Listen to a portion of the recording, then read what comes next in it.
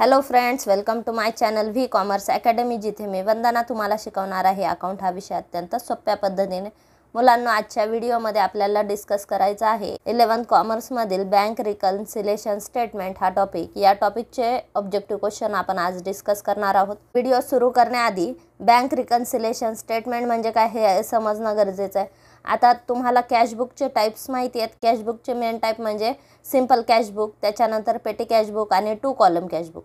Simple कॅशबुकमध्ये जेव्हा आपण 2 column वेगवेगळे बनवतो, एक कॅशचा आणि दुसरा बँकचा म्हणजे आपलं जे बँकेत करंट अकाउंट आहे तर त्याच्यावरचं बॅलन्स ते बँक कॉलम रिप्रेझेंट करत असतं.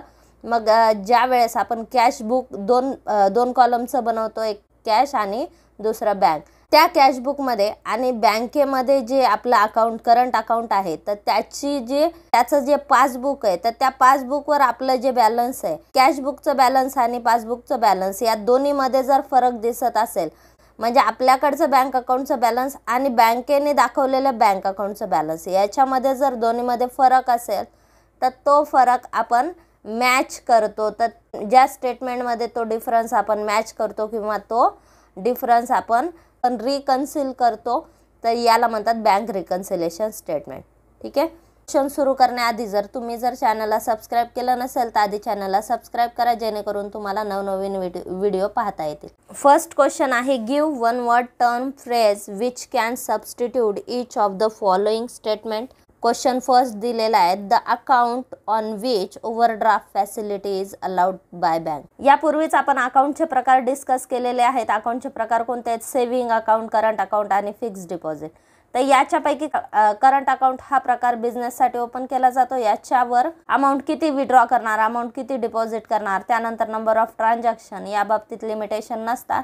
या अकाउंटवर बँक आपल्याला इंटरेस्ट देत नाही, पण बँक ओव्हरड्राफ्ट ही फॅसिलिटी देते. बँक ओव्हरड्राफ्ट म्हणजे काय? जरी आपल्या अकाउंटवर 10,000 बॅलन्स आहे तरी आपण पेमेंट 50,000ची करू शकतो. म्हणजे जरी बॅलन्स आपल्याकडे कमी आहे तरी आपण त्याच्या ओव्हरड्राफ्ट करू शकतो, पेमेंट करू शकतो. तर या फॅसिलिटीला ओव्हरड्राफ्ट फॅसिलिटी म्हणतात. ही प्रोव्हाइड स्पेशली कोणत्या अकाउंटसाठी केली जाते? करंट अकाउंटसाठी केली जाते. ठीक आहे, जे की बिझनेससाठी ओपन केलं जातं. ठीक आहे. The account on which overdraft facility is allowed by bank, current account. त्यानंतर extract of ledger account of account holder in the books of bank. आता जर समजा आपलं एक बँकेमध्ये अकाउंट आहे, बँक आपल्याला काय प्रोव्हाइड करते? बँक आपल्याला पासबुक प्रोव्हाइड करते. ठीक आहे. मग त्या पासबुकमध्ये काय इन्फॉर्मेशन असते? त्या पासबुकमध्ये आपल्या सगळ्या ट्रान्झॅक्शनची इन्फॉर्मेशन असते. म्हणजे आपण किती विड्रॉ केले, किती डिपॉझिट केले, त्यानंतर अंकावर किती चार्जेस डेबिट झाले, आपण चेक किती डिपॉझिट केले किंवा चेक किती इश्यू केले. तर ह्या सगळ्या ट्रान्झॅक्शन, आपल्या ज्या डे टू डे ट्रान्झॅक्शन आहेत, तर त्या पासबुकमध्ये किती ट्रान्झॅक्शन आपण आपल्या अकाउंटवर केलेले आहेत तर त्याचा सगळा रेकॉर्ड त्या पासबुकमध्ये असतो. पासबुक म्हणजे काय? पासबुक बँक प्रोव्हाइड करता अकाउंट होल्डरला. ठीक आहे. त्याच्या अकाउंटवर किती ट्रान्झॅक्शन झाल्या हे कळण्यासाठी. आता बँकेला तर ही इन्फॉर्मेशन असते, कारण बँकच ट्रान्झॅक्शन पास करते. बँकेने कोणकोणत्या ट्रान्झॅक्शन पास केल्या, आपल्या अकाउंटवर कोणत्या ट्रान्झॅक्शन झाल्या, तर ही माहिती अकाउंट होल्डरला कळण्यासाठी बँक पासबुक प्रोव्हाइड करत असते. आणि ते पासबुक म्हणजे ते अकाउंट होल्डरचं अकाउंट असतं. ठीक आहे. अकाउंट होल्डरचं अकाउंट म्हणजेच अकाउंट होल्डरचं ते लेजर अकाउंट असतं. ठीक आहे. मग ते लेजर कोणाच्या बुक्समध्ये बनवलेलं असतं? बँकेच्या बुक्समध्ये बँक आपलं अकाउंट बनवते किंवा अकाउंट होल्डरचं जे अकाउंट बनवते तर त्याचीच कॉपी म्हणजेच बँक पासबुक असते. ठीक आहे. Extract of ledger account of account holder in the books of bank, यालाच आपण काय म्हणत असतो? याला आपण पासबुक म्हणतो. ठीक आहे.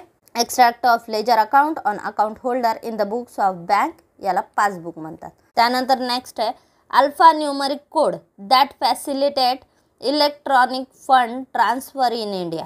Electronic fund transfer in India म्हणजे नेट पेमेंटसाठी किंवा ऑनलाईन पेमेंटसाठी एक कोड यूज केला जातो, अल्फा न्यूमरिकल कोड. तर या कोडला काय म्हणतात? या कोडला म्हणतात IFSC. आपल्याला ऑनलाईन पेमेंट करण्यासाठी किंवा RTGS करण्यासाठी, मोठ्या पेमेंट करण्यासाठी बँकेचा एक विशिष्ट कोड यूज केला जातो. तर या कोडला म्हणतात IFSC कोड. तुमच्याकडे एखाद्या बँक अकाउंटचं पासबुक जर तुमच्याकडे असेल तर त्या पासबुकवर तुमची जिथं पर्सनल इन्फॉर्मेशन लिहिलेली असते बघा, फर्स्ट पेजवर काय असते, सगळी इन्फॉर्मेशन असते. बँकेचं फ्रंट पेज आहे, त्याच्या बॅक साईडला बँकेसंबंधी माहिती असते, बँकेचा रजिस्टर ॲड्रेस, तुमचा अकाउंट नंबर वगैरे सगळी माहिती जिथं असते बघा.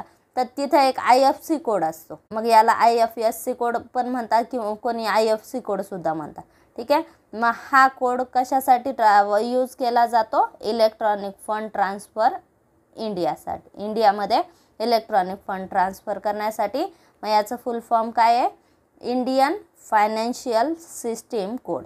ठीक आहे, इंडियन फायनान्शियल सिस्टीम कोड. त्यानंतर next, statement showing the causes of disagreement between balance of cashbook and passbook. आता मी तुम्हाला बँक रिकन्सिलेशन स्टेटमेंटची मिनिंग सांगितली. बँक रिकन्सिलेशन स्टेटमेंट म्हणजे काय, जेव्हा आपण बनवलेलं कॅशबुक आहे तर या कॅशबुकमध्ये आपण 2 कॉलम बनवत असतो, एक कॅशचा असतो, दुसरा बँकचा असतो. कॅशचा कॉलम काय रिप्रेझेंट करतो, आपल्याकडे किती कॅश आहे, किती पैसे आहेत ते रिप्रेझेंट करतो. आणि बँक कॉलम हा आपल्या बँकेमधलं कॅश बॅलन्स दाखवतो. ठीक आहे, आपलं बँकेमधलं कॅश बॅलन्स म्हणजेच आपल्या करंट अकाउंटवरचं कॅश बॅलन्स दाखवतो. ठीक आहे. मग कॅशबुकमध्ये आपण 2 कॉलम बनवत असतो, एक कॅश कॉलम, दुसरा बँक कॉलम असतो. मग त्या बँक कॉलममध्ये आपलं बॅलन्स आहे 10,000 आणि पासबुकमध्ये आपलं बॅलन्स आहे 15,000. कॅशबुकचा बँक कॉलम काय रिप्रेझेंट करतो, आपलं बँकेमधलं अकाउंट रिप्रेझेंट करतो. म्हणजे आपण जे रेकॉर्ड मेंटेन केले बँक अकाउंटसाठी तर त्याच्यावर बॅलन्स किती दिसतं, 10,000. आणि बँकेने पासबुक बनवलेलं आहे तर त्या पासबुकमध्ये आपल्या अकाउंटवर बॅलन्स आहे 15,000. मग हे का मिसमॅच होते. ठीक आहे. मग यालाच वर्ड काय वापरला आहे, डिसॲग्रीमेंट. ठीक आहे, म्हणजे दोन्हीमध्ये वेगवेगळे अमाऊंट आहे. हे बँक अकाउंटचंच बॅलन्स आहे, हे आपण बनवलेलं आहे आणि हे बँकेने बनवलेलं. ठीक आहे. कॅशबुक हे कोण मेंटेन करतं, कॅशबुक बिझनेसमॅन मेंटेन करतो. ठीक आहे. आणि पासबुक मेंटेन कोण करतं, पासबुक बँक मेंटेन करते. ठीक आहे. म्हणजे आपण जे कॅशबुक बनवलं आहे त्याच्यामध्ये आपलं बँक बॅलन्स किती दाखवतं आहे, 10,000 दाखवतं आहे. आणि बँकेने पासबुक बनवलं आहे तर त्याच्यामध्ये बँक बॅलन्स किती दाखवते, 15,000. मग आता वेगवेगळं का दाखवतं आहे, आपल्याच अकाउंटवरचं बॅलन्स आहे पण वेगवेगळं का दाखवतं आहे, कारण आपण ट्रान्झॅक्शन वेगवेगळ्या पास केल्या असतील म्हणून. ठीक आहे. मग आपण काय करणार, आपण एक स्टेटमेंट बनवणार ज्याच्यामध्ये आपण दाखवणार हे बॅलन्स का वेगळं दिसतंय. ठीक आहे. कोणत्या वेगळ्या ट्रान्झॅक्शन आपण पास केल्या ज्या तिथे पास केलेल्या नाही आहेत, किंवा तिथे कोणत्या ट्रान्झॅक्शन केलेल्या आहेत ज्या आपण कॅशबुकमध्ये पास केलेल्या नाहीत, दाखवलेल्या नाही आहे. मग याचं एक स्टेटमेंट बनवणार आपण, या स्टेटमेंटलाच म्हणणार रिकन्सिलेशन स्टेटमेंट. ठीक आहे. Statement showing the causes of disagreement म्हणजे जे स्टेटमेंट आपल्याला दाखवेल की हा जो डिफरन्स क्रिएट झाला आहे हा का झालेला आहे, याचे जे डिटेल्स आपण दाखवणार ज्या स्टेटमेंटमध्ये त्या स्टेटमेंटला म्हणणार bank reconciliation statement. Statement showing the causes of disagreement between balance of the cashbook and passbook यालाच आपण काय म्हणणार, बँक रिकन्सिलेशन स्टेटमेंट. ठीक आहे. नेक्स्ट क्वेश्चन आहे डेबिट बॅलन्स इन पासबुक. पासबुकमध्ये आपलं डेबिट बॅलन्स आहे, पासबुकचं क्रेडिट बॅलन्स म्हणजेच आपले बँकेमध्ये पैसे डिपॉझिट आहेत. पासबुकचं डेबिट बॅलन्स म्हणजे आता तुम्हाला पासबुक माहिती असेल, पासबुकवर तुम्ही म्हणता आमच्या अकाउंटवर क्रेडिट किती जमा आहे, क्रेडिट 1 लाख रुपये, क्रेडिट 2 लाख आहे. म्हणजेच थोडक्यात आपल्या बँकेमध्ये 1 लाख रुपये आहेत, बँकेमध्ये 2 लाख रुपये. ठीक आहे. डेबिट बॅलन्स काय इंडिकेट करतं, निगेटिव्ह बॅलन्स इंडिकेट करते. ठीक आहे. पासबुकचं क्रेडिट बॅलन्स म्हणजेच आपलं फेवरेबल बॅलन्स आहे, म्हणजे आपल्या अकाउंटवर पैसे आहेत. ठीक आहे. आपलं बँक बॅलन्स इंडिकेट करतं. आणि डेबिट बॅलन्स काय इंडिकेट करतं, आपलं फेवरेबल बॅलन्स नाही आहे, आपलं बॅलन्स काय इनफेवरेबल आहे. ठीक आहे. इनफेवरेबल बॅलन्स आहे म्हणजेच पासबुकची क्रेडिट साईड ही रिसिप्टची साईड असते आणि डेबिट साईड ही कशाची असते, पेमेंट साईडची असते. म्हणजे आपल्या रिसिप्ट कमी झाल्यात, पेमेंट जास्त झाल्यात, पेमेंट जास्त झाल्यात म्हणजेच रिसिप्टपेक्षा जर पेमेंट जास्त आहे म्हणजेच बँकेने आपल्याला काय दिलेलं आहे, बँकेने आपल्याला रिसिप्ट कमी असून जास्त पेमेंट करू दिल्या म्हणजेच बँकेने ओव्हरड्राफ्ट प्रोव्हाइड केला. म्हणजेच डेबिट बॅलन्स जर बँक अकाउंटचा असेल, आपलं पासबुक डेबिट बॅलन्स दाखवत असेल म्हणजेच आपण बँक ओव्हरड्राफ्ट दाखवलं. मग डेबिट बॅलन्स ऑफ पासबुकचं डेबिट बॅलन्स असेल तर ते काय इंडिकेट करतं, आपला बँक ओव्हरड्राफ्ट दाखवतं. आपण आपल्या अकाउंटवर पैसे कमी आहेत तरी आपण जास्त विड्रॉ केले हे दाखवतं, म्हणजेच बँक ओव्हरड्राफ्ट इंडिकेट करतं. त्यानंतर next, a form which is filled for depositing cash or cheque into bank. आपण एक फॉर्म फिलअप केला कशासाठी, डिपॉझिट कॅश ऑर चेक. आपण बँकेमध्ये कॅश डिपॉझिट करण्यासाठी किंवा चेक डिपॉझिट करण्यासाठी आपण कोणता फॉर्म फिलअप करतो. ठीक आहे. आता बँकेमध्ये तुम्ही बँकेचा ट्रान्झॅक्शन केलेलाच असेल, बँकेमध्ये आपण पैसे काढण्यासाठी विड्रॉवल स्लिप भरतो आणि बँकेमध्ये पैसे भरण्यासाठी किंवा चेक किंवा कॅश डिपॉझिट करण्यासाठी आपण डिपॉझिटची स्लिप भरतो. मग त्या डिपॉझिटच्या स्लिपलाच काय म्हणतात, पे इन स्लिप. मग आपण कॅश किंवा चेक बँकेमध्ये डिपॉझिट केला तर कोणत्या स्लिप थ्रू केले जातं, pay in slip. A form which is filled for depositing cash or cheque into bank. मग आन्सर काय, पे इन स्लिप. त्यानंतर left hand side of pay in slip ही झाली डिपॉझिट स्लिप. इथं आपण बँकेचं ब्रँच नेम, डेट, अमाऊंट, त्यानंतर तुमचं नेम, अकाउंट नंबर ही सगळी माहिती इथं फिलअप करतो. इथं तुमची साईन असते. ठीक आहे. आणि तीच इथं या बाजूला जी माहिती आपण लिहिलेली आहे तीच माहिती या बाजूला सुद्धा लिहिली जाते. इथे सुद्धा जेवढी माहिती इथे लिहिली तेवढी सगळी माहिती इथे आपण लिहित असतो. ठीक आहे. मग बँक काय करते, या ठिकाणी बँक ज्यावेळेस तुम्ही पैसे डिपॉझिट करता बँक ह्याचे 2 भाग करते. हा भाग स्वतः ठेवते, हा भाग तुम्हाला देते. ठीक आहे, रिसिप्ट म्हणून. याला ड्यूली स्टॅम्प साइन केलं जातं आणि तुम्हाला दिला जातो. तर हा जो भाग आहे बँकेची कॉपी असते आणि लेफ्ट हँड साइड जी असते कस्टमरची किंवा क्लायंटची, बँकेमध्ये जो अकाउंट होल्डर आहे तर ही कॉपी त्याला दिली जाते डिपॉझिट केल्याची स्लिप म्हणून. ठीक आहे. यालाच काय म्हणतात, काउंटर फॉईल. आणि काउंटर फॉईल बँक ज्यावेळेस तुम्ही पैसे डिपॉझिट करता त्यावेळेस बँक काय करते, ही स्लिप ही बाजू स्वतःकडे ठेवून घेते आणि ही बाजू याच्यावर स्टॅम्प मारला जातो, डेटचा स्टॅम्प किंवा आणि बँकेचा राऊंडचा स्टॅम्प मारला जातो. त्याच्यावर डेट आणि जो क्लर्क ड्युटीवर आहे तर त्याची साईन तिथे असते आणि ड्यूली स्टॅम्प करून ते अकाउंट होल्डरला प्रोव्हाइड केले जाते किंवा अकाउंट होल्डरला दिले जाते की त्यांनी डिपॉझिट केल्याचा पुरावा म्हणून. आणि जर समजा तुम्ही डिपॉझिट केलेले पैसे बँकेमध्ये डिपॉझिट झाले नाही तर तो तुम्हाला लीगल एव्हिडन्स किंवा पुरावा म्हणून बँकेकडे सादर करता येतो की आम्ही पैसे भरलेले आहेत पण आमच्या अकाउंटवर जमा झालेले नाहीत. मग याच कॉपीला म्हणतात काउंटर फॉईल. त्यानंतर आहे क्रेडिट बॅलन्स इन कॅशबुक. आपल्या कॅशबुकवर क्रेडिट बॅलन्स दाखवलेला आहे. आता हे आपल्याला कोणत्या बाबतीत विचारलेलं आहे, समजा क्रेडिट बॅलन्स जे कॅशबुक आहे तर कॅशबुकचा जो कॅश कॉलम आहे तो कधीच क्रेडिट बॅलन्स रिप्रेझेंट करत नाही. कारण कॅशबुकमध्ये आपण कॅशबुकचा कॅश कॉलम म्हणजे आपल्याकडे जेवढे पैसे आहेत ते पैसे. ठीक आहे. मग आपल्याकडे जर समजा 1 लाख रुपये तर आपण पेमेंटला मॅक्झिमम 1 लाखच दाखवू शकतो कॅशच्या बाबतीत. ठीक आहे. हां, बँक ओव्हरड्राफ्टच्या बाबतीत रिसिप्ट कमी असल्या तरी आपण पेमेंट जास्त करू शकतो कारण बँक आपल्याला ओव्हरड्राफ्ट प्रोव्हाइड करते. ठीक आहे. पण कॅशच्या बाबतीत तसं नाही. कॅशबुकमध्ये कॅश कॉलम हा 0 होऊ शकतो किंवा त्याचं बॅलन्स सेम असू शकतं. डेबिटची टोटल क्रेडिटची टोटल सेम असू शकते पण ते क्रेडिट कधीच होत नाही. ठीक आहे. आणि मग हा प्रश्न तुम्हाला बँक कॉलमच्या बाबतीत विचारला. कॅशबुकचा जो बँक कॉलम आहे त्याचं क्रेडिट बॅलन्स आहे. ठीक आहे. क्रेडिट बॅलन्स कॅशबुकची डेबिट साईड ही रिसिप्ट साईड आहे आणि क्रेडिट साईड पेमेंट साईड असते. ठीक आहे. क्रेडिट बॅलन्स आहे म्हणजेच पेमेंट साईड जास्त आहे. पेमेंट साईड जास्त कधी येईल, जेव्हा रिसिप्ट कमी आहेत पेमेंट जास्त आहे त्यावेळेस आपण गृहीत धरलं जातं की आपण बँक ओव्हरड्राफ्ट विथड्रॉ केला. ठीक आहे. Then credit balance of cashbook काय इंडिकेट करतं, बँक ओव्हरड्राफ्ट. आणि डेबिट बॅलन्स ऑफ पासबुक काय इंडिकेट करतं, बँक ओव्हरड्राफ्ट. ठीक आहे. मग दोन्ही पद्धतीने प्रश्न लक्षात घ्या. डेबिट बॅलन्स ऑफ पासबुक काय, बँक ओव्हरड्राफ्ट इंडिकेट करतं. तेच बॅलन्स क्रेडिटला कॅशबुकला क्रेडिटला असतं. पासबुकच्या आपण डेबिट साईडला पेमेंट साईड दाखवत असतो आणि क्रेडिटला रिसिप्ट साईड दाखवत असतो. कॅशबुकला उलट असतं. कॅशबुकची डेबिट साईड ही रिसिप्टची असते आणि क्रेडिट साईड ही पेमेंटची असते. ठीक आहे. पेमेंट साईड जास्त आहे म्हणजेच इथे बँक ओव्हरड्राफ्ट तुमचा येणार. पेमेंटची टोटल जास्त आहे मग क्रेडिट बॅलन्स आपलं किती आलं, क्रेडिट बॅलन्स आपण दाखवणार की क्रेडिट बॅलन्स कितीने जास्त आलं. ठीक आहे. मग तेवढंच आपण रिसिप्ट साईडला काय दाखवणार, बँक ओव्हरड्राफ्ट दाखवणार. ठीक आहे. Then credit balance in cashbook काय इंडिकेट करतं, बँक ओव्हरड्राफ्ट. कॅशबुक प्रमाणे बँक ओव्हरड्राफ्ट दाखवतं. ठीक आहे. Bank overdraft as per cashbook. आता या ठिकाणी डेबिट बॅलन्स ऑफ पासबुक. पासबुकचा डेबिट बॅलन्स बँक ओव्हरड्राफ्ट हा बँकेने कॅल्क्युलेट केलेला दाखवतो. आणि credit balance in cashbook. Cashbook आपण मेंटेन करतो, बिझनेसमॅन मेंटेन करत असतो. मग बिझनेसमॅनच्या बुक्समध्ये बँक ओव्हरड्राफ्ट किती कॅल्क्युलेट झाला हे क्रेडिट बॅलन्स कॅशबुकचं क्रेडिट बॅलन्स दाखवतो. ठीक आहे. क्रेडिट बॅलन्स इन कॅशबुक काय दाखवतं, bank overdraft as per cashbook. त्यानंतर आहे a book maintain by trader to record banking transaction. आता बँकिंग ट्रान्झॅक्शन रेकॉर्ड करण्यासाठी ट्रेडरनी किंवा बिझनेसमॅननी मेंटेन केलेलं बुक कोणतं असतं हे विचारलं.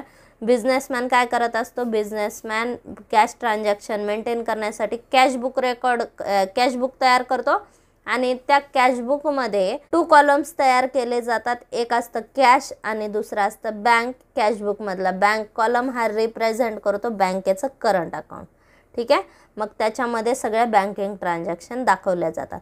मग इथे आन्सर काय येईल, a book maintain by a trader to record banking transaction. Answer येईल कॅश बुक, किंवा याला 2 कॉलम कॅश बुक सुद्धा तुम्हाला आन्सर देता येईल. त्यानंतर आहे excess of bank deposit over withdrawal by businessman in bank current account. पण बँकेच्या करंट अकाउंटमध्ये डिपॉझिट जास्त आहे ओव्हर विड्रॉवल. ठीक आहे, आपलं डिपॉझिट जास्त आहे आणि विड्रॉवल कमी आहे, म्हणजेच आपलं बँकेचं पॉझिटिव्ह बॅलन्स आहे, म्हणजेच याला आपण काय म्हणणार, फेवरेबल बॅलन्स. बँक बॅलन्स आपले डिपॉझिट जर समजा आपण गृहीत धरलं 1 लाख रुपये, विड्रॉवल तुम्ही 40,000 केले म्हणजे 60,000 आपलं बँक बॅलन्स आहे. ठीक आहे, मग यालाच म्हणणार favourable balance. Excess of bank deposit over withdrawal by businessman in bank current account. Answer is bank balance किंवा फेवरेबल बॅलन्स. नेक्स्ट क्वेश्चन काय दिलाय, do you agree or disagree with the following statement. First विचारलंय the bank column of cash book represent bank account. Cash बुकचे आपण types बघितले, त्याच्यामध्ये 2 column cash book बघितलं. ठीक आहे, त्यातला कॅशचा कॉलम आपल्या जवळची कॅश रिप्रेझेंट करतो आणि बँक कॉलम काय रिप्रेझेंट करतो, आपल्या बँक अकाउंटचं बॅलन्स रिप्रेझेंट करतो. ठीक आहे, आपल्या करंट अकाउंटवरच्या ज्या ट्रान्झॅक्शन आहेत तर त्या ट्रान्झॅक्शन बँक कॉलममध्ये आपण दाखवत असतो.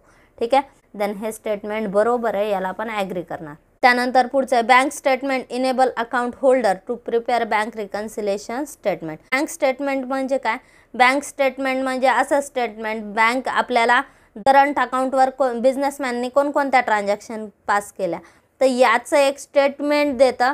मग त्या महिन्यामध्ये किंवा त्या पर्टिक्युलर पिरियडमध्ये बँकेमध्ये आपल्या अकाउंटवर आपण किती विड्रॉवल केले, किती डिपॉझिट केले, किती चेक डिपॉझिट केले, किती चेक इश्यू केले, बँक चार्जेस किती लागले, तर ह्या सगळे डिटेल इन्फॉर्मेशन ह्या स्टेटमेंटमध्ये दिली जाते.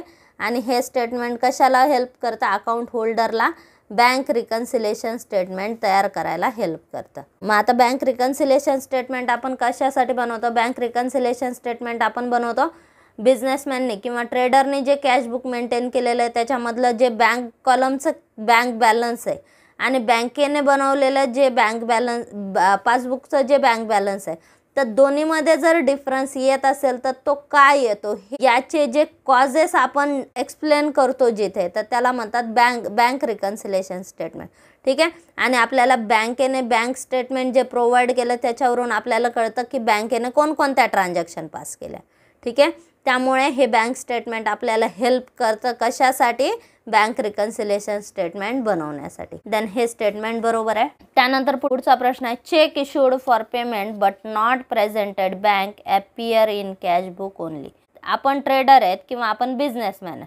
ठीक आहे, आपल्याला XYZला 1 लाख रुपये द्यायचे होते. मग आपण काय केलं, त्याला चेक दिला. मग आपण चेक दिला म्हणजे आपल्या कॅश बुकमध्ये आपण एंट्री करणार ना की तुम्ही जर 1 लाखाचा चेक दिलाय तर त्या 1 लाखाच्या चेकची एंट्री आपण पेमेंटमध्ये करणार, चेक इश्यू दाखवणार तिथे 1 लाखाचा.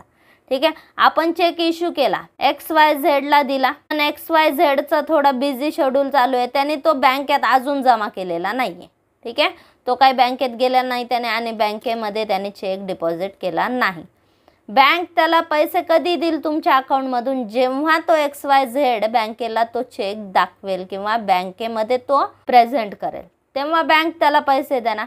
म्हणजे जोपर्यंत तो चेक प्रेझेंट होत नाही तोपर्यंत बँक अकाउंटमधून तुमच्या अकाउंटमधले पैसे कट होणार का, नाही. म्हणजे चेक इश्यू केला तेव्हा तुम्ही दाखवलं, जर समजा आपण गृहीत धरला 1 जानेवारीला तुम्ही इश्यू केलाय चेक, 1 जानेवारीला चेक इश्यू केला आणि जानेवारी महिन्यात काही तो चेक प्रेझेंट केला नाही बँकेकडे, मग आता त्याचे पैसे बँकेने अजून दिले नाहीत. म्हणजे 1 लाख रुपये तुम्ही कॅशमधून पेमेंट तर दाखवली आहे कॅश बुकला.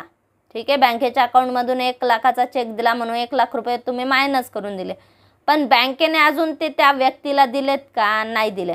मग ज्या मोमेंटला बँक त्याला पैसे देईल तेव्हाच बँक लेस करेल ना. तुम्ही इश्यू केल्यावर बँक लेस करणार नाही बँकेतून पैसे. ज्या वेळेस तो व्यक्ती चेक घेऊन बँकेत येईल, त्याच्या अकाउंटला बँक पैसे देईल, टाकेल, किंवा त्याच्या अकाउंटला बँक पैसे पाठवेल किंवा त्याला कॅश देईल 1 लाख रुपये, तेव्हाच बँक त्यांच्या बँक अकाउंटमधून कमी करेल. म्हणजे पासबुकला एंट्री कधी होणार? तो चेक प्रेझेंट झाला आणि बँकेने त्याचे पैसे दिले तर त्याची पासबुकला एंट्री होणार. ठीक आहे. तोपर्यंत फक्त तुम्ही कशामध्ये एंट्री केलेली आहे? तुम्ही फक्त कॅशबुकमध्ये एंट्री केलेली आहे. मग आता इथे काय सांगितलं? Cheque issued for payment but not presented to the bank appear in cashbook only. हे स्टेटमेंट काय आहे? बरोबर आहे. ठीक आहे. ज्या वेळेस आपण कॅशबुकला ते दाखवलेलं आहे, अजून तो जर चेक प्रेझेंट झालेला नाही तर त्याची एंट्री बँकला होणार नाही. ज्यावेळेस तो चेक प्रेझेंट केला जाईल कस्टमरद्वारे किंवा ज्यावेळेस XYZ व्यक्ती तो प्रेझेंट करेल, त्याला बँक पैसे देईल, तेव्हा तो बँक बुकला किंवा बँकेच्या पासबुकमध्ये रेकॉर्ड होणार.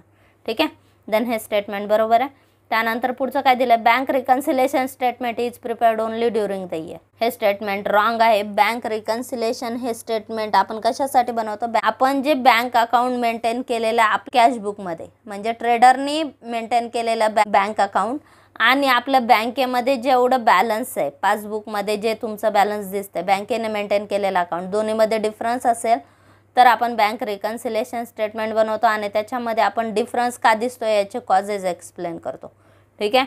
देन हे स्टेटमेंट कोण प्रिपेअर करतं? हे ट्रेडर प्रिपेअर करत असतो. आणि कधी प्रिपेअर करतो? जेव्हा गरज वाटेल तेव्हा तो प्रिपेअर करू शकतो. ठीक आहे. कोणत्याही डेटला तो बँक रिकन्सिलेशन स्टेटमेंट प्रिपेअर करू शकतो. देन हे स्टेटमेंट काय? रॉंग आहे. ठीक आहे. त्यानंतर bank reconciliation statement is similar to bank statement. आता बँक रिकन्सिलेशन स्टेटमेंट म्हणजे काय बघा? ट्रेडरनी बनवलेलं कॅशबुक, त्याच्यामध्ये जे बँक बॅलन्स येते ते आणि बँकेने जे पासबुक दिलेलं आहे तर त्याच्यामध्ये जे बँक बॅलन्स येते, दोन्हीमध्ये जर डिफरन्स असेल तर तो डिफरन्स आपण का आला हे याच्यासाठी जे स्टेटमेंट बनवतो, त्या कॉजेसचं जे स्टेटमेंट बनवतो किंवा तो डिफरन्स आपण ज्यावेळेस मॅच करतो जे, तर त्याला बँक रिकन्सिलेशन स्टेटमेंट म्हणतात. आणि बँक स्टेटमेंट म्हणजे काय? बँक अकाउंट होल्डरने, ट्रेडरने बँकेमध्ये कोणकोणत्या बँक ट्रान्झॅक्शन केल्या, त्याने किती विड्रॉ केले, किती डिपॉझिट केले, त्यानंतर किती चेक इश्यू केले, किती चेक डिपॉझिट केले, बँक चार्जेस किती लागले, या सगळ्या ट्रान्झॅक्शनची माहिती बँक स्टेटमेंटमध्ये असते. ठीक आहे. थोडक्यात ट्रेडरनी त्याच्या बँक अकाउंटवर ज्या ज्या ट्रान्झॅक्शन केल्या त्याचे डिटेल्स येतात. म्हणजेच ट्रान्झॅक्शनचे, ट्रेडरनी केलेल्या ट्रान्झॅक्शनचे डिटेल्स इथे असतात आणि बँकेने आणि आपण रेकॉर्ड केलेल्या ट्रान्झॅक्शनमध्ये काय डिफरन्स येतोय, तर तो डिफरन्स कोणत्या ट्रान्झॅक्शनमुळे येतोय तर त्या ट्रान्झॅक्शन इथे आपण दाखवतो. म्हणजेच बँक स्टेटमेंट ही बँक ट्रेडरला प्रोव्हाइड करते त्याच्या अकाउंटची माहिती मिळण्यासाठी. आणि बँक रिकन्सिलेशन स्टेटमेंट हे ट्रेडर बनवत असतो. कशासाठी? बँकेचं पासबुक आणि कॅशबुक दोन्हीमध्ये जो डिफरन्स येतोय तर तो डिफरन्स काय येतोय तर ह्याचे कॉजेस शोधण्यासाठी किंवा ते स्टेटमेंट से मॅच करण्यासाठी हे स्टेटमेंट बनवलं जातं. हे स्टेटमेंट ट्रेडर बनवतो. देन हे स्टेटमेंट काय? रॉंग आहे. त्यानंतर आहे bank balance as per cashbook always equal to bank balance as per passbook. हे स्टेटमेंट जर बरोबर असतं तर आपल्याला बँक रिकन्सिलेशन स्टेटमेंटची गरजच नव्हती. आता इथे काय सांगितलं? Bank balance as per cashbook आणि bank balance as per passbook हे जर वेगवेगळं येत असेल तरच आपण बँक रिकन्सिलेशन स्टेटमेंट बनवतो. काही ट्रान्झॅक्शन अशा असतात ज्या बँकेने रेकॉर्ड केल्यात पण आपण ट्रेडरने रेकॉर्ड केलेल्या नाहीत कॅशबुकमध्ये. काही ट्रान्झॅक्शन अशा असतात ज्या कॅशबुकमध्ये रेकॉर्डेड आहेत पण त्या बँक बुकमध्ये किंवा बँकेने पासबुकमध्ये रेकॉर्ड केलेल्या नाहीत. त्याच्यामुळे दोन्हीच्या बॅलन्समध्ये डिफरन्स येऊ शकतो. कॅशबुक मेंटेन करणारी व्यक्ती वेगळी आहे, पासबुक मेंटेन करणारी व्यक्ती वेगळी आहे. कॅशबुक हा ट्रेडर मेंटेन करत असतो की पासबुक कोण मेंटेन करतं? पासबुक बँकेद्वारे मेंटेन केलं जातं. त्याच्यामुळे इथे ट्रान्झॅक्शनचा डिफरन्स येऊ शकतो आणि त्याच्यामुळे दोन्हीमध्ये डिफरन्स येऊ शकतो. मग हा डिफरन्स आपल्याला कव्हर करण्यासाठी आपण बँक रिकन्सिलेशन स्टेटमेंट बनवत असतो. देन हे स्टेटमेंट काय? हे स्टेटमेंट रॉंग आहे. पुढचं काय दिलं? Bank advice is send by a businessman to bank. हे स्टेटमेंट रॉंग आहे. बँक ॲडवाइस बँक देत असते. कोणाला? बिझनेसमॅनला. जर समजा आपल्या बँक अकाउंटवर किंवा आपलं जे करंट अकाउंट आहे, बिझनेसमॅनचं ट्रेडरचं जे करंट अकाउंट आहे बँकेमध्ये, त्याच्यावर जर समजा काही चेक आपण डिपॉझिट केले आणि ते चेक डिसऑनर झाले, किंवा आपण काही बिल डिपॉझिट केलं होतं बँकेमध्ये, ट्रेडरने बिल डिपॉझिट केलं बँकेमध्ये, ते बिल डिसऑनर झालं, म्हणजे चेकचे पैसे आपल्याला मिळाले नाही, बिलाचे पैसे आपल्याला मिळाले नाही, तर अशा केसेसमध्ये बँक काय करतात, त्या ट्रेडरला, बिझनेसमॅनला इन्फॉर्म करण्यासाठी एक लेटर पाठवते. मग त्या लेटरलाच काय म्हणतात, बँक ॲडवाइस म्हणतात. त्यानंतर आहे next, paying slip is used for depositing cheque into bank. हे स्टेटमेंट काय बरोबर आहे. आपल्याला बँकेमध्ये चेक डिपॉझिट करायचे असतील किंवा कॅश डिपॉझिट करायचे असतील, दोन्हीसाठी आपण पेइंग स्लिप यूज करतो. पेइंग स्लिपवर तुम्हाला जे चेक डिपॉझिट करायचे त्याचे डिटेल्ससुद्धा दिलेले असतात. मागच्या पेजवर बघा, तुम्ही चेक डिपॉझिट केला तर त्या चेकचा नंबर काय, किती रुपयाचा चेक आहे, तर ही सगळी इन्फॉर्मेशनसुद्धा त्याच्यावर दिली जाते. स्लिपसोबत तो चेक अटॅच केला जातो आणि बँकेत डिपॉझिट केला जातो. हे स्टेटमेंट काय बरोबर आहे. Difference in cash book balance and passbook balance may arise due to error committed while recording. आता जर कॅशबुक बॅलन्स आणि पासबुक बॅलन्समध्ये डिफरन्स येत असेल तर हा डिफरन्स कशामुळे येऊ शकतो. एरर कमिटेड म्हणजे आपण रेकॉर्डिंग करताना काही चुका जर झाल्या तर त्याच्यामध्ये डिफरन्स येऊ शकतो. तुम्ही चुकीची अमाऊंट रेकॉर्ड केलेली असेल तरी एरर येऊ शकतो. काही ट्रान्झॅक्शन पासबुकमध्ये रेकॉर्ड केलेल्या आहेत, कॅशबुकमध्ये रेकॉर्ड केलेल्या नाही आहेत, किंवा कॅशबुकमध्ये रेकॉर्ड केल्यात, पासबुकमध्ये रेकॉर्ड केलेल्या नाही आहेत, किंवा बँक चार्जेस फक्त बँकेने डेबिट केले, कॅशबुकमध्ये ट्रान्झॅक्शन पास झालेली नाही आहे. तर अशा केसेसमध्ये एरर निर्माण होऊ शकतो आणि त्याच्यामुळे कॅशबुक आणि पासबुकमध्ये डिफरन्स येऊ शकतो. देन हे स्टेटमेंट काय बरोबर आहे. Payment and receipt of cash through internet banking generate automatic proof. Internet banking through आपण जे पेमेंट रिसिप्टचे ट्रान्झॅक्शन करतो तर त्याच्यामध्ये तुम्हाला ऑटोमॅटिकली बॅलन्स दाखवलं जातं बघा. मग ते काय ऑटोमॅटिक प्रूफ आहे तुमच्या ट्रान्झॅक्शन पास झाल्याचा. नेक्स्ट क्वेश्चन आहे, select the most appropriate alternative from overdraft means dash balance of cashbook. Overdraft म्हणजे कोणता बॅलन्स कॅशबुकचा. कॅशबुकची ज्या वेळेस क्रेडिट साईड जास्त येते म्हणजे पेमेंटची साईड जास्त येते त्यालाच आपण काय म्हणतो, क्रेडिट बॅलन्स म्हणतो. ठीक आहे. बँक ओव्हरड्राफ्ट काय असतं, आपलं कॅशबुकचं जे डेबिट बॅलन्स असतं ते फेवरेबल बॅलन्स दाखवतं आणि क्रेडिट बॅलन्स हे इनफेवरेबल बॅलन्स असतं. इनफेवरेबल बॅलन्स म्हणजेच तिथे आपण बँक ओव्हरड्राफ्ट विड्रॉ केला. ठीक आहे. Then overdraft means credit balance of cashbook. त्यानंतर next, when a cheque is deposited and collected by a bank passbook is. आपण एक चेक डिपॉझिट केला बँकेमध्ये and collected by a bank. बँकेने काय केले ते कलेक्ट केला म्हणजेच बँकेमध्ये, आपल्या बँकेमध्ये त्याचे पैसे जमा झाले, आपल्या अकाउंटवर त्याचे पैसे जमा झाले. मग पासबुक काय होतं, पासबुकवर पैसे जमा होतात. पासबुकची डेबिट साईड ही कोणती असते, पेमेंटची साईड असते आणि क्रेडिट साईड ही रिसिप्टची साईड असते. आपल्या अकाउंटवर पैसे जमा झाले म्हणजे रिसिप्टला येणार आणि रिसिप्ट साईड ही कोणती आहे, पासबुकची क्रेडिट साईड आहे. ठीक आहे. देन अमाऊंट काय होईल, आपल्या अकाउंटला क्रेडिट होईल, जमा होईल. ठीक आहे. तुम्हाला बँकेचा मेसेज येतो बघा, तुमच्या अकाउंटवर पैसे जमा झाले म्हणजेच काय, तुमच्या अकाउंटवर किती क्रेडिट झाले बॅलन्स, आणि डेबिट झाले म्हणजे तुमच्या अकाउंटमधून पैसे कमी होतात, डिडक्ट होतात. अकाउंटवर पैसे जमा झाले म्हणजे आपलं पासबुक काय होतं, क्रेडिट होतं, credited. Then answer is credited. त्यानंतर next, a dash is a summary of financial transaction that take place over a period of time on a bank account. म्हणजे आपल्या बँक अकाउंटवर आपण पर्टिक्युलर पिरियडमध्ये किती फायनान्शियल ट्रान्झॅक्शन केल्या त्या समरीला आपण काय म्हणतो, त्या समरीला काय म्हणतात, बँक स्टेटमेंट. बँक स्टेटमेंट म्हणजे असं स्टेटमेंट ज्याच्यामध्ये आपल्या अकाउंटवर आपण किती फायनान्शियल ट्रान्झॅक्शन केल्या पर्टिक्युलर पिरियडमध्ये, महिनाभरामध्ये किती ट्रान्झॅक्शन केल्या, किंवा ज्या तारखेचं तुम्ही स्टेटमेंट मागवलंय बँकेकडे तर त्या पर्टिक्युलर पिरियडमध्ये आपण किती फायनान्शियल ट्रान्झॅक्शन केल्या तर त्याची समरी म्हणजेच बँक स्टेटमेंट असतं. ठीक आहे. Then C is a correct answer. तुम्हाला ऑप्शन काय दिले, विड्रॉवल स्लिपद्वारे आपण पैसे विड्रॉ किती करायचे हे इन्फॉर्म करतो बँकेला.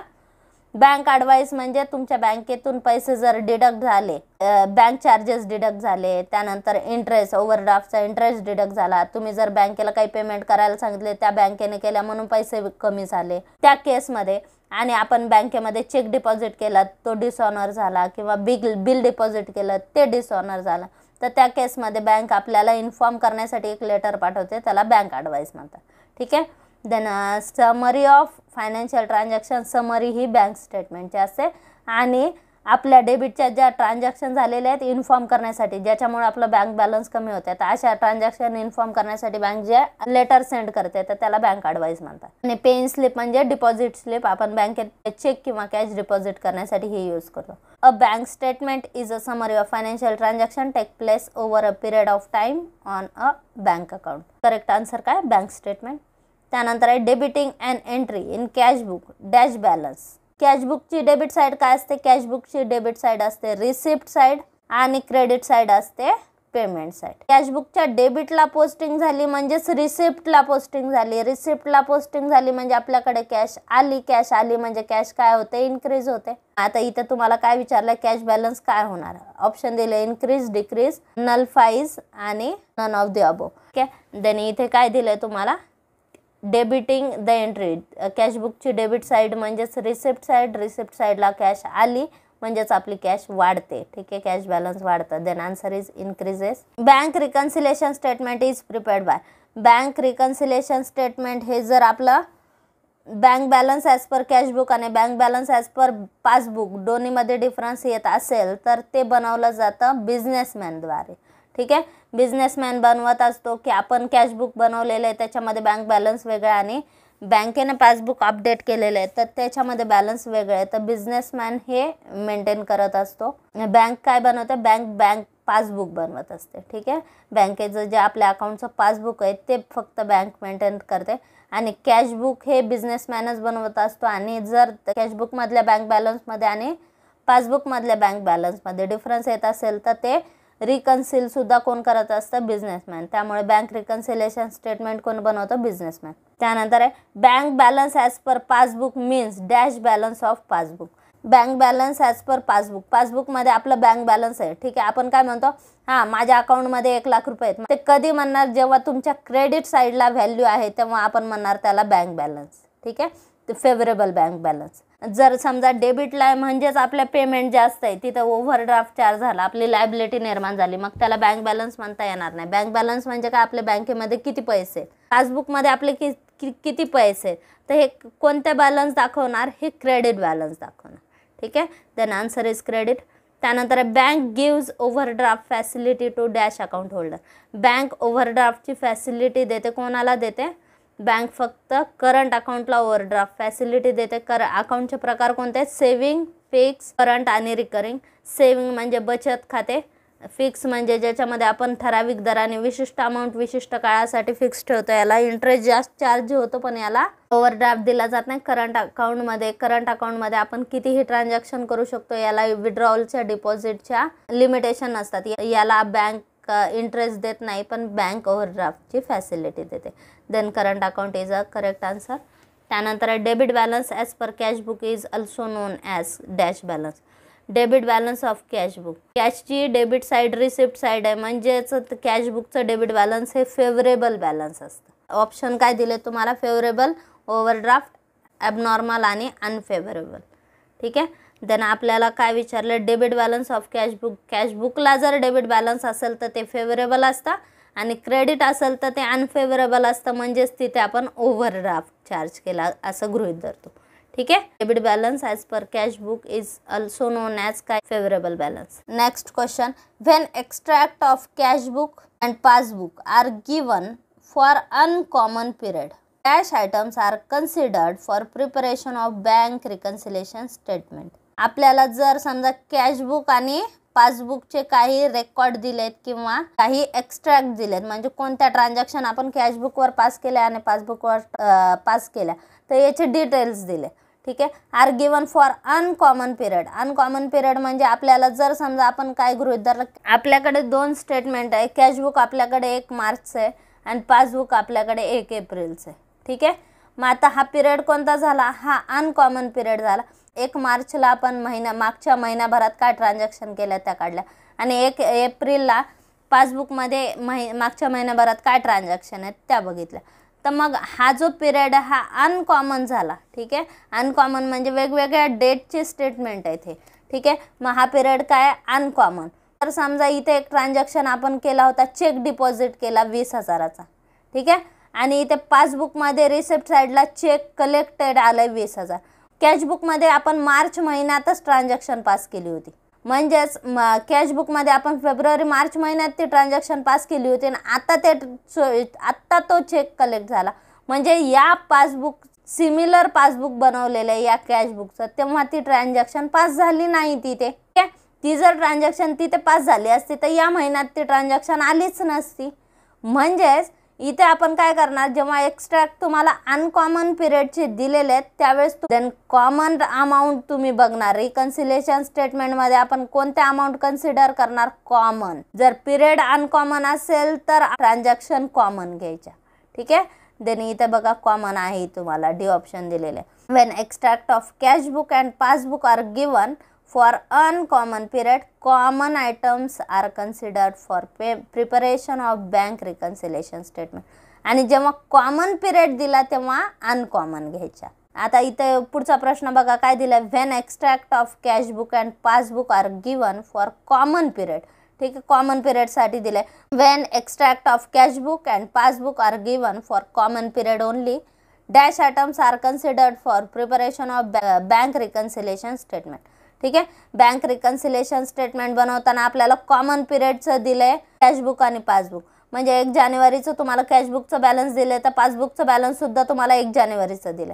तर त्या केसमध्ये आपण काय करणार, कॉमन ट्रान्झॅक्शन ज्या झाल्या त्यामुळे तर डिफरन्स क्रिएट होणार नाही. डिफरन्स क्रिएट कशामुळे होणार, अनकॉमन आयटम्समुळे होणार, कारण पिरियड सेम आहे. त्यामुळे अनकॉमन आयटम म्हणजे ज्या एंट्री कॅशबुकमध्ये झाल्यात पासबुकमध्ये झाल्या नाहीत किंवा पासबुकमध्ये झाल्यात कॅशबुकमध्ये झाल्या नाहीत, तर अशा एंट्रीचा इफेक्ट होईल कशावर, बॅलन्सवर. त्याच्यामुळे मग या केसमध्ये आपण काय करणार, कॉमन पिरियड जर असेल तर अनकॉमन आयटम टिक करणार आणि ते बँक रिकन्सिलेशन स्टेटमेंट घेताना तयार करताना कन्सिडर करणार किंवा घेणार. ठीक आहे. देन कॉमन पिरियड म्हणजे अनकॉमन आयटम तिथे घेणार आपण. आणि जर समजा पिरियड अनकॉमन असेल तर तिथे आपण कॉमन ट्रान्झॅक्शन ज्या आहेत त्या घेणार.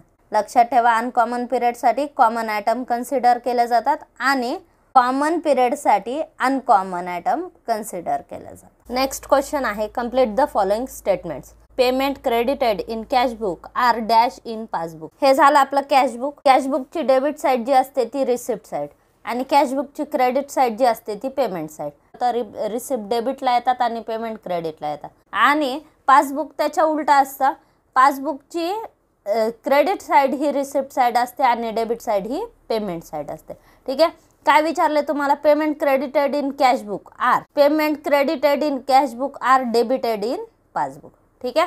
पेमेंट कॅशबुकला क्रेडिट केल्या म्हणजे त्या पासबुकला काय होणार, डेबिट होणार. Then answer is debited. आणि ज्या रिसिप्ट आपण कॅशबुकला डेबिटेड केल्या त्या पासबुकला क्रेडिटला येणार. ठीक आहे. Payments credited in cashbook are debited in passbook. त्यानंतर next, while preparing bank reconciliation statement only dash column of cash book is considered. आता हे झालं आपलं कॅशबुक. कॅशबुक मध्ये आता बघा रिसिप्टला आपण काय घेतलं, ही झाली रिसिप्ट साईड, ही झाली पेमेंट साईड. ज्यावेळेस इथं आपण 2 कॉलम घेणार, हा कॅश बॅलन्सचा कॅश इन हँडचा कॉलम घेतला आणि हे कॅश ॲट बँकचा घेतला. मग या ठिकाणी कॅशबुकचे 2 कॉलम आहे, एक कॅश आपल्याकडे ॲक्च्युअली कॅश जेवढी आहे तेवढी आणि कॅश इन हँड आहे जेवढी, आणि बँक म्हणजे बँक बॅलन्स जे आहे ते. आता इथे काय सांगितलं, while preparing the bank reconciliation statement only dash column of cashbook consider. हा जो कॉलम आहे बँकचा कॅशबुकमधला, तर हा बँकचा कॉलम रिप्रेझेंट करतो आपलं बँक अकाउंटला. ठीक आहे. आपल्या बँकेमध्ये जे करंट अकाउंट आहे त्या अकाउंटवर ज्या ट्रान्झॅक्शन झाल्या त्या सगळ्या आपण इथे रेकॉर्ड करतो. ठीक आहे.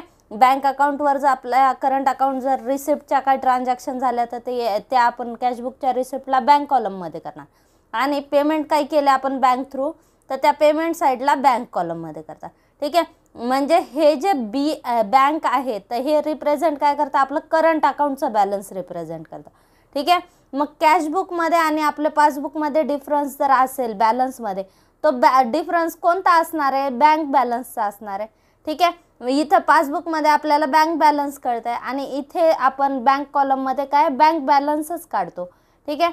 मग या ठिकाणी जर आपण बँक रिकन्सिलेशन स्टेटमेंट बनवताना मग डिफरन्स कशामध्ये येणार, कॅशबुकमध्ये आपण जे बँक कॉलमची टोटल किंवा बॅलन्स काढलाय त्याच्यामध्ये आणि पासबुकमध्ये जे बॅलन्स आपल्याला दाखवलं बँक अकाउंटमध्ये, तर त्याच्यामध्ये जर डिफरन्स असेल तर आपण कोणतं स्टेटमेंट बनवतो? Bank reconciliation statement. While preparing bank reconciliation statement only bank column of cash book is consider. Next, cheque issued to creditors appear first in dash book. आपण चेक इश्यू केला क्रेडिटरला. क्रेडिटर म्हणजे कोण?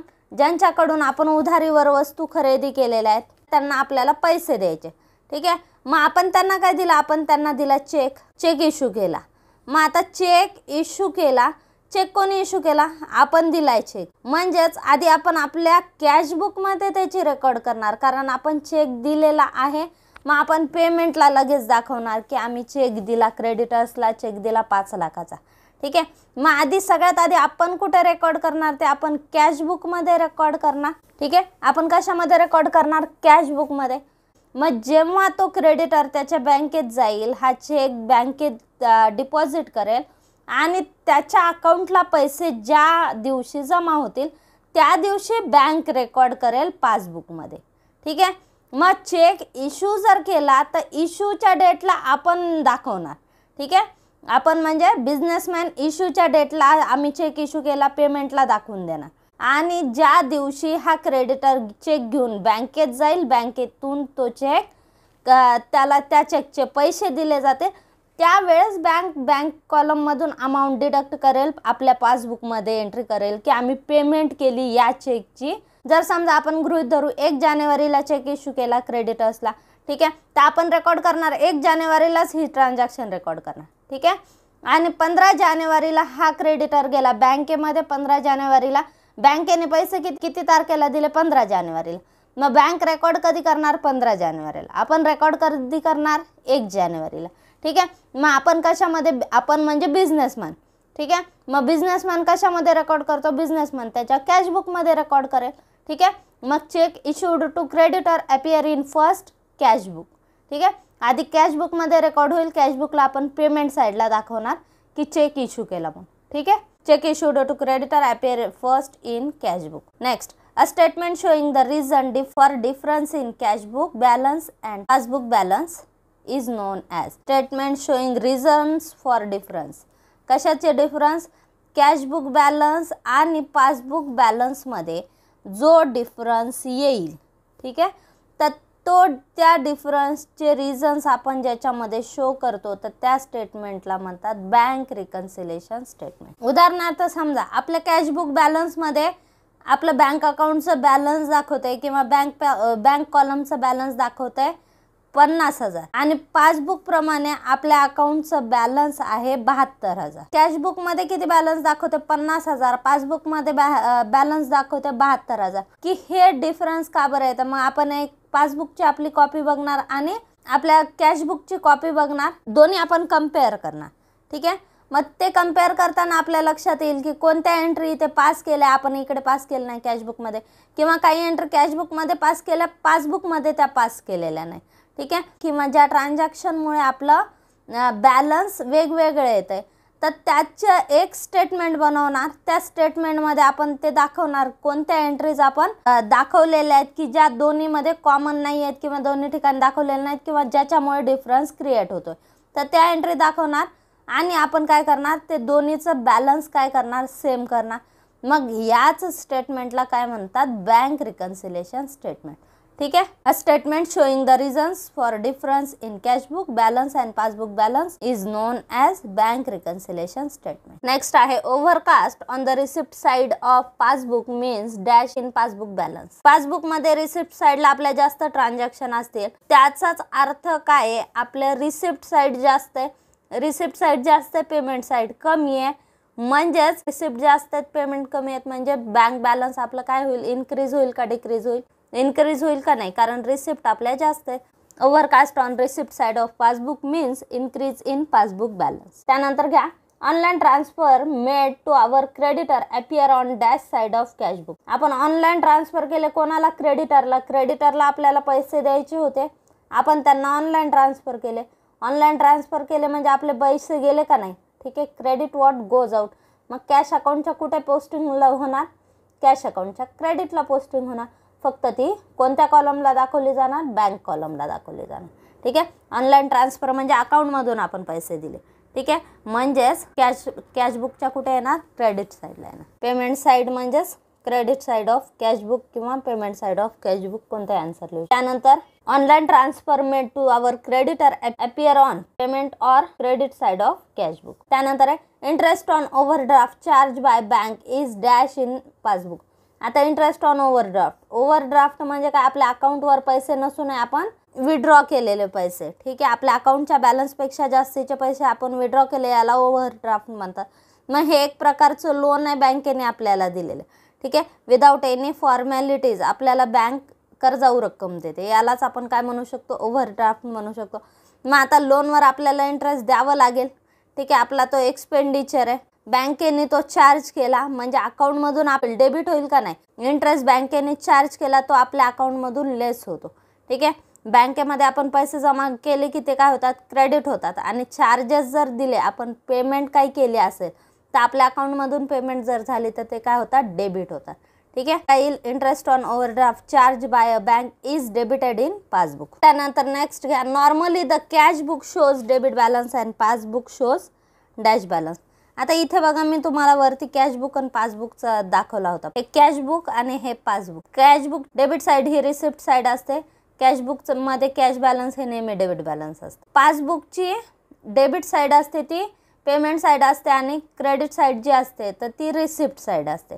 ठीक आहे. मग आपण पैसे ज्यावेळेस डिपॉझिट करतो त्या अकाउंटला, आपल्या अकाउंटला ते रिसिप्टला होतात, क्रेडिट होतात, जमा होतात. म्हणजेच आपल्या पासबुकचा क्रेडिट बॅलन्स हे आपलं फेवरेबल बॅलन्स असतं. म्हणजे कॅश अकाउंटचं जर डेबिट बॅलन्स असेल तर पासबुकचं काय असतं, ते क्रेडिट बॅलन्स असतं. Normally the cash book shows debit balance and passbook shows credit balance. त्यानंतर next, the form filled for withdrawing cash from bank is known as. Form जो फिलअप करून दिलेला आहे कशासाठी, विड्रॉ करण्यासाठी. विड्रॉ कॅश विड्रॉ करण्यासाठी बँकेतून.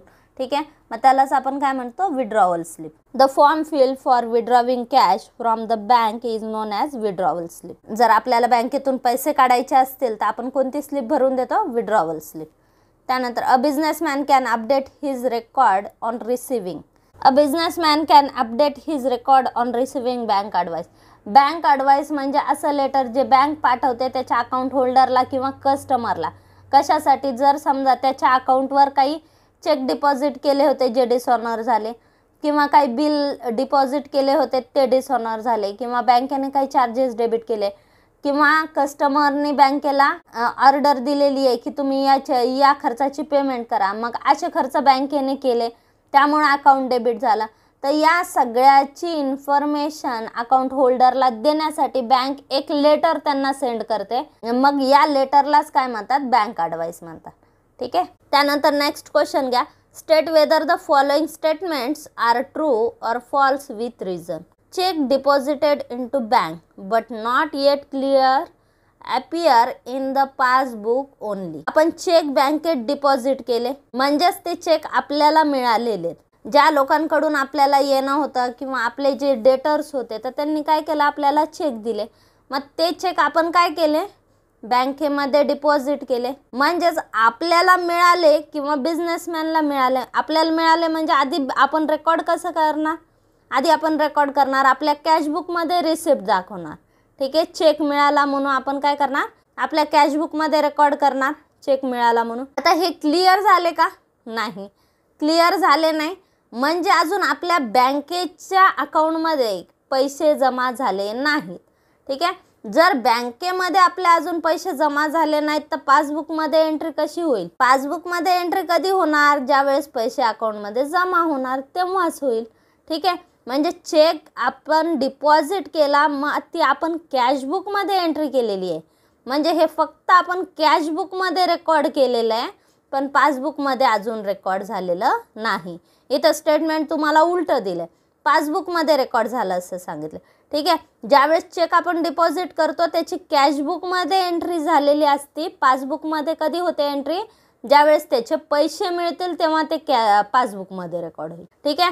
स्टेटमेंट रॉंग आहे. त्यानंतर next, direct deposit made by debtors into businessman's bank account is recorded on the credit side of passbook. आपल्याला डेटरकडून काय पैसे यायचे होते, त्याने बिझनेसमॅनच्या बँक अकाउंटमध्ये डायरेक्ट रेकॉर्ड ट्रान्सफर केले, म्हणजे त्याने आपल्या अकाउंटवर पैसे डायरेक्ट ट्रान्सफर केले. ठीक आहे, is recorded on the credit side of passbook. मग आपल्या अकाउंटवर जर पैसे जमा झाले तर ते कुठे येणार, आपल्या अकाउंटला क्रेडिट होणार का नाही. ठीक आहे, म्हणजे पहिली एंट्री पासबुकमध्ये होईल की पासबुकमध्ये क्रेडिट साईडला येईल, मग त्याचा मेसेज आपल्याला येईल किंवा डेटरचं इंटिमेशन आपल्याला येईल किंवा बँकेतून पण मेसेज येईल तुमच्या अकाउंटला एवढे जमा झाले, आणि मग आपल्या कॅशबुकमध्ये आपण त्याची एंट्री करणार की कॅश मिळाली. ठीक आहे, बँकेमध्ये कॅश डिपॉझिट झाली म्हणून आपण कॅशबुकमध्ये एंट्री करणार. म्हणजे डायरेक्ट डिपॉझिट, कस्टमरनी जर डायरेक्ट डिपॉझिट केलं आपल्या बँक अकाउंटला, कुठे एंट्री होणार, आपल्या अकाउंटमध्ये एंट्री होणार, ती पासबुकमध्ये एंट्री होणार. देन हे स्टेटमेंट काय बरोबर आहे, ट्रू आहे. त्यानंतर पुढचं घ्या. Businessman can prepare bank reconciliation statement only with cash book balance. आता businessman can prepare bank reconciliation statement only with cash book balance. Bank reconciliation statement म्हणजे काय, ज्यावेळेस आपला कॅशबुक बॅलन्स आणि पासबुक बॅलन्स हे वेगवेगळे आहे त्यावेळेस आपण बँक रिकन्सिलेशन स्टेटमेंट बनवतो. हे स्टेटमेंट कोण बनवत असतं, हे स्टेटमेंट बिझनेसमॅन बनवत असतं. हे स्टेटमेंट बनवताना कॅशबुकचं बॅलन्स घेऊ शकतो किंवा पासबुकचं बॅलन्स घेऊ शकतो, दोन्हीपैकी कोणतंही बॅलन्स घेऊन. आता जर समजा आपण वरती कॅशबुकचं बॅलन्स घेतलं तर त्याच्यामध्ये चेंजेस करून आपण ते पासबुकच्या बॅलन्स एवढं करतो, किंवा जर पासबुकचं बॅलन्स आपण घेतलं तर त्याच्यामध्ये चेंजेस करून आपण ते कॅशबुकच्या बॅलन्स एवढं करतो. ठीक आहे, तर हे झालं बँक रिकन्सिलेशन स्टेटमेंट. मग कोणताही बॅलन्स तुम्ही सुरुवातीला घेऊ शकता, दोन्हीही अप्रोचनी बँक रिकन्सिलेशन स्टेटमेंट बनवलं जातं.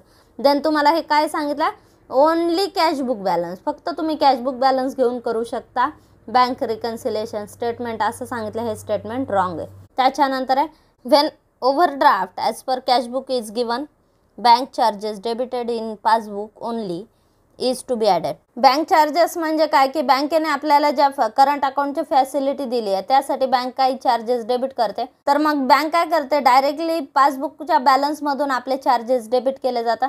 मग ही एंट्री फक्त पासबुकमध्ये आपण केली आहे आणि ती कॅशबुकमध्ये केलेली नाही. आपण फक्त पासबुकमध्ये एंट्री केली आहे, कॅशबुकमध्ये केली नाही, म्हणजे कॅशबुकचं बॅलन्स आपलं कमी दाखवत आहे. मग आपण हे जे चार्जेस ॲड केले तर पासबुकचं बॅलन्स आपलं वाढतं, ते कॅशबुकच्या लेवलला येईल. ठीक आहे, देन इथं हे काय केलं जाईल, जर समजा कॅशबुकचं बॅलन्स आपण रिकन्सिल करतोय तर हे चार्जेस इथं ॲड केले जातात. देन हे स्टेटमेंट बरोबर आहे. त्यानंतर आहे next, bank statement is sent by bank to businessman. Bank statement म्हणजे आपल्या करंट अकाउंटवर आपण ज्या ट्रान्झॅक्शन केलेल्या आहेत, त्याची समरी, बँकेने ज्या ट्रान्झॅक्शन रेकॉर्ड केलेल्या आहेत तर त्या रेकॉर्डेड ट्रान्झॅक्शनची समरी म्हणजेच बँक स्टेटमेंट. बँकेमध्ये आपण किती डिपॉझिट केलं, किती विथड्रॉवल केलं, किती ट्रान्सफर केलं, RTGS, NEFT, ऑनलाईन ट्रान्सफर, त्यानंतर चेकद्वारे आपण काय पेमेंट केल्या, चेक आपण किती डिपॉझिट केले, किती इश्यू केले, तर ह्या सगळ्या बँक चार्जेस किती डेबिट झाले, बँक ओव्हरड्राफ्ट किती आहे, तर ह्या सगळ्याची समरी, सगळ्या ट्रान्झॅक्शनची समरी म्हणजे बँक स्टेटमेंट. ही समरी कोण प्रोव्हाइड करतं, ही समरी बँक प्रोव्हाइड करते, कारण बँक पासबुक कोण मेंटेन करतं, बँक मेंटेन करते. पासबुकची जी समरी असते तर ती बिझनेसमॅनला प्रोव्हाइड कोण करतं, बँक करते. त्यामुळे bank statement is sent by bank to businessman, हे स्टेटमेंट बरोबर आहे. तर हे झाले सगळे बँक रिकन्सिलेशन स्टेटमेंट या टॉपिकचे ऑब्जेक्टिव्ह क्वेश्चन. हा व्हिडिओ तुम्हाला कसा वाटला हे कमेंट बॉक्समध्ये नक्की कळवा. चॅनलला अजून सबस्क्राईब केलं नसेल तर चॅनलला सबस्क्राईब करा, व्हिडिओला लाईक करा, शेअर करा आणि सबस्क्राईब करा. थँक्यू.